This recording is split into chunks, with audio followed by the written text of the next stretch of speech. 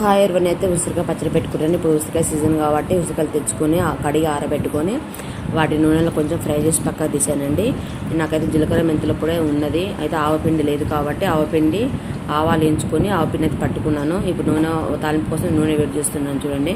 నూనె పోసుకొని నూనె వేడిన తర్వాత ఆవాలు, జీలకర్ర, ఎండుమిరపకాయలు, ఎల్లిపాయ ముద్ద వేసుకొని కొంచెం లైట్గా అట్ట వేగిన తర్వాతకి మనం పసుపు, కరివేపాకు వేసుకొని మంచిగా లైట్ బ్రౌన్ కలర్ వచ్చిందాక మనం వేపుకోండి.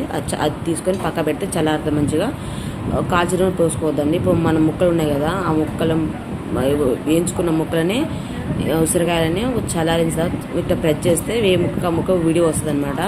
అలా నేను అన్ని విడిగా తీసి పక్క పెట్టుకున్నాను. ముక్కలని ఎన్ని ముక్కలైనా కేజీ ముక్కలు పెట్టాను నేను. ఇది గిన్నెతో పక్క తీసి పక్క పెట్టేసాను. ఇప్పుడు మన ముక్కలకి మసాలా అంటిద్దాం. మసాలాలు ఇవి అండి: కారము, ఉప్పు, ధనియాల పొడి, జీలకర్ర మెంతుల పొడి వేసి కలిపి చల్లారి నూనె పెట్టుకున్నాం. బాగుందండి.